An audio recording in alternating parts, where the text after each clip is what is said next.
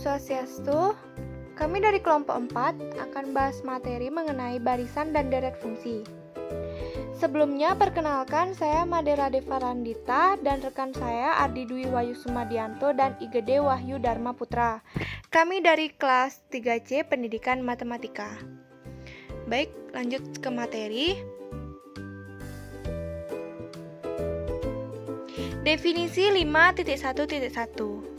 Diberikan barisan fungsi Fn, n lebih dari sama dengan 1, yang ditemukan dalam himpunan E, dan diberikan barisan angka Fn, n lebih dari sama dengan 1 yang konvergen untuk semua X elemen E.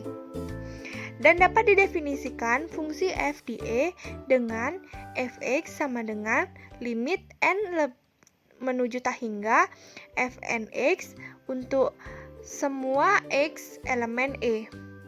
Dapat ditunjukkan Fn n lebih dari sama dengan 1 konvergen di E dan F. Itu adalah limit atau barisan limit fungsi dari Fn. Nah, kadang-kadang menggunakan peristilahan lebih bagus dibandingkan dengan menjelaskan kondisi yang dipenuhi. Dengan menerangkan bahwa barisan fungsi Fn konvergen ke fungsi F di dan fungsi di E. Contoh 5.1.1. Diberikan fnx sama dengan sin x per akar n, x elemen R, dan n sama dengan 1, 2, 3, dan seterusnya. Terdapat limit fungsi fx sama dengan limit n mendekati tak hingga fnx sama dengan 0. Dan untuk semua X elemen R dapat ditentukan f aksen X sama dengan 0. Tapi f aksen nx itu sama dengan akar n cos nx. Jadi barisan Fn tidak konvergen ke f aksen. Misalkan ketika X sama dengan 0, fx sama dengan limit n mendekati tak hingga f aksen n 0 itu sama dengan limit mendekati n tak hingga akar n sama dengan tak hingga. Tapi dalam kasus khusus f aksen 0 sama dengan 0.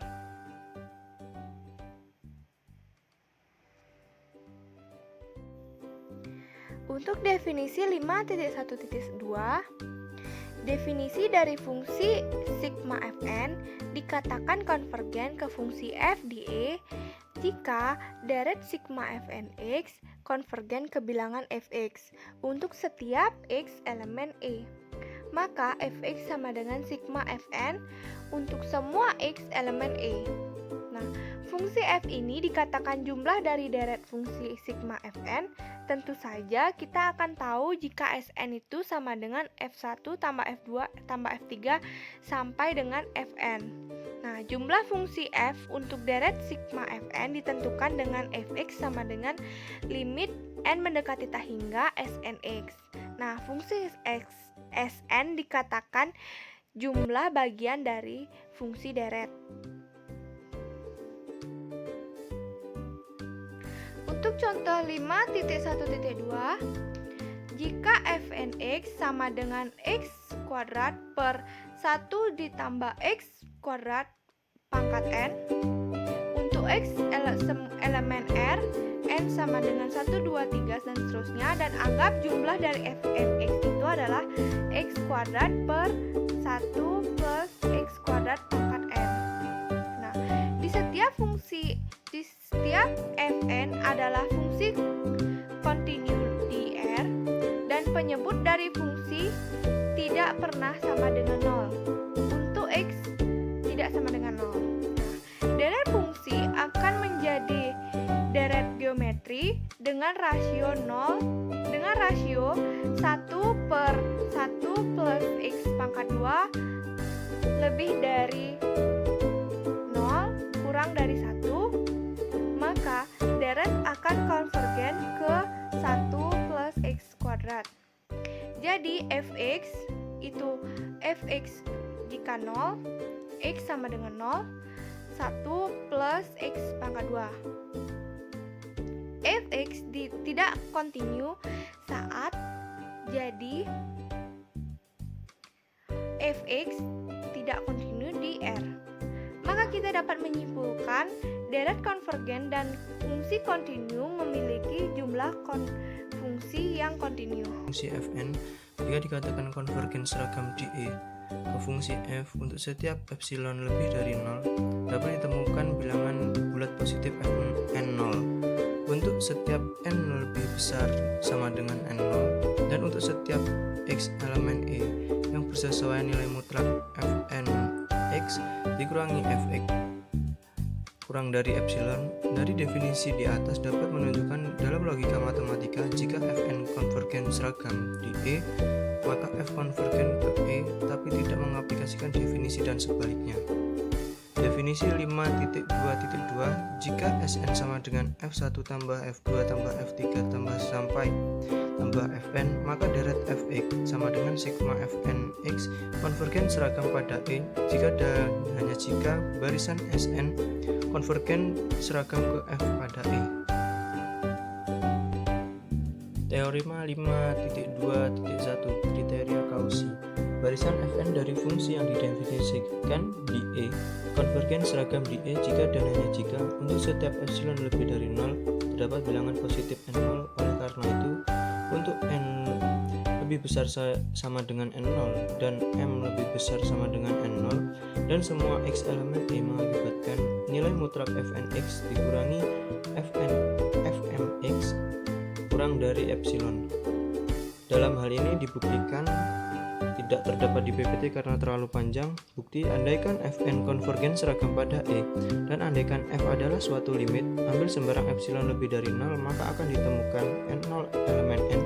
Jadi untuk semua n lebih besar sama dengan n0 dan semua x elemen E mengakibatkan nilai mutlak fmx dikurangi fx kurang dari epsilon per 2. Jadi untuk n lebih dari sama dengan n0 dan untuk x elemen E mengakibatkan nilai mutlak fnx dikurangi fmx kurang dari sama dengan f nilai mutlak fnx dikurangi fx ditambah nilai mutlak fmx dikurangi fx yang menghasilkan dimana epsilon per 2 tambah epsilon per 2 sama dengan epsilon. Artinya untuk n lebih dari sama dengan 0 dan x elemen E mengakibatkan nilai mutlak fnx dikurangi fmx kurang dari epsilon dan sebaliknya. Fnx adalah barisan bilangan konvergen untuk setiap x elemen E ke limit fx. Ini artinya barisan Fn konvergen dari titik ke titik ke fungsi f pada E ke limit fx akan ditunjukkan Fnf adalah seragam pada E. Fnf adalah rotasi dari konvergenan dari Fn ke F. Pilih epsilon lebih dari 0 dan pilih yang mengakibatkan n0 dan suatu x elemen E mengakibatkan nilai mutlak fnx dikurangi fx kurang dari epsilon yang artinya seragam di E.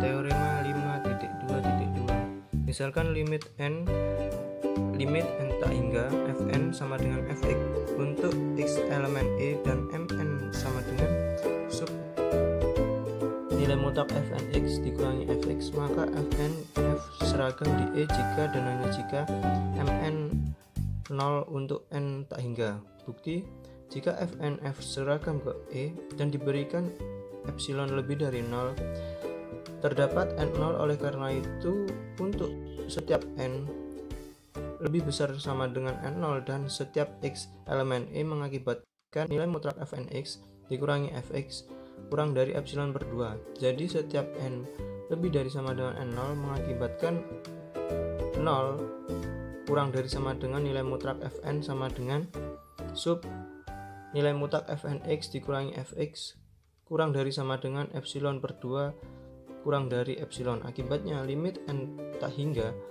mn sama dengan 0 maka terdapat n0. Akibatnya n tak hingga setiap n lebih besar sama dengan n0 mengakibatkan nilai mutlak mn kurang dari epsilon. Ini artinya nilai mutlak fnx dikurangi fx kurang dari epsilon untuk setiap n lebih dari sama dengan n0 dan untuk setiap X elemen E jadi Fn F seragam juga. Baik, selanjutnya yaitu teorema 5.2.3 yaitu uji M-Weierstrass yang berbunyi diberikan barisan fungsi himpunan Fn yang didefinisikan pada E dan kita ketahui kalau barisan himpunan Mn akibatnya mutlak Fnx kurang dari Mn dengan X elemen E dan N bernilai 1, 2, 3, dan seterusnya. Jika barisan bilangan sigma Mn konvergen, maka barisan fungsi sigma Fn konvergen seragam pada E. Nah, pembuktiannya adalah misalkan Snx adalah F1x ditambah F2x ditambah F3x ditambah titik-titik ditambah Fnx dengan X elemen E dan N bernilai 1, 2, 3, dan seterusnya. Dan andaikan Tnx M1 ditambah M2 ditambah titik-titik ditambah Mn dengan N bernilai 1, 2, 3, dan seterusnya. Jika sigma Mn konvergen, maka untuk epsilon lebih besar pada 0, terdapat suatu bilangan positif N0 akibatnya N lebih besar atau sama dengan N0, M lebih besar atau sama dengan N0, dan M lebih besar atau sama dengan N. Dan akibatnya mutlak Tn dikurang Tm sama dengan sigma I sama dengan M plus 1 disampai N M1 kurang dari epsilon. Jadi untuk semua X elemen E di mana M mengakibatkan mutlak Snx dikurangi Smx adalah mutlak sigma I sama dengan 1 M I sama dengan M plus 1 sampai N F1x kurang dari atau sama dengan sigma I sama dengan M plus 1 sampai N MI kurang dari epsilon. Jadi akibatnya barisan sigma N sampai M untuk Fn adalah seragam kontinu pada E. Lanjut. Teorema 5.2.4 uji M-Weierstrass yang berbunyi misalkan Fn menuju F suatu bentuk seragam di E yang merupakan himpunan bagian dari S matriks spasi. Misalkan P adalah suatu limit dari E dan limit X menuju P, Fnx adalah An dengan N bernilai 1, 2, 3, dan seterusnya. Oleh karena itu, himpunan An konvergen dan limit X menuju P Fx sama dengan limit X menuju P An. Limit X menuju P, limit N menuju tak hingga Fnx sama dengan limit menuju limit N menuju tak hingga limit X menuju P Fnx. Nah, pembuktiannya yaitu ambil suatu epsilon kurang dari 0 karena himpunan Fn konvergen seragam. Oleh karena itu terdapat N0. Jadi untuk semua Mn lebih besar atau sama dengan N0 dan untuk N elemen E berlaku mutlak Fn X min Fmx kurang dari epsilon per 2, yaitu kriteria Cauchy. Jadi untuk Mn lebih besar atau sama dengan N0 dan untuk X menuju P berlaku mutlak Anx min Amx kurang dari epsilon per 2 kurang dari epsilon. Dengan ini deret bilangan An adalah selalu baris bilangan Cauchy, jadi konvergen dan dapat dikatakan mendekati A. Akan ditunjukkan di sekitar N elemen epsilon P. Akibatnya untuk semua X elemen N, delta P, irisan E, dan X tidak sama dengan P akan berlaku mutlak Fx min A kurang dari epsilon. Lanjut. Jadi yang pertama ada teorema 5.3.4 yang berbunyi jika adalah suatu barisan fungsi yang kontinu pada P, maka limit untuk N bernilai 1, 2, 3, dan seterusnya. Jadi oleh karena itu F kontinu di P. Kemudian teorema 5.3.2, jika adalah barisan fungsi yang kontinu di E dan jika seragam pada E, maka kontinu pada E. Teorema ini menunjukkan hubungan antara konvergen, seragam, dan kekontinuan, tapi teorema ini tidak akan berlaku sebaliknya. Kemudian yang terakhir, teorema 5.3.4, teorema Dini.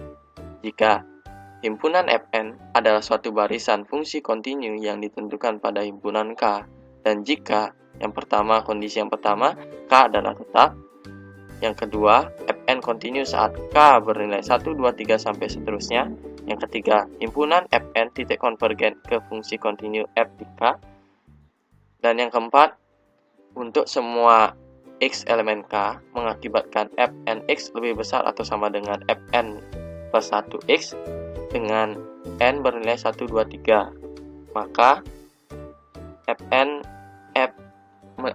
menuju F seragam ke K. Nah, untuk teorema-teorema berikut bisa dibuktikan langsung dari penjelasan buku analisis real yang sudah tersedia pada buku buku analisis real bagian bab barisan dan deret fungsi Sugi. Baik, sekian dari penjelasan yang bisa kami paparkan hari ini. Mohon maaf jika terjadi kesalahan penulisan maupun kekeliruan. Terima kasih.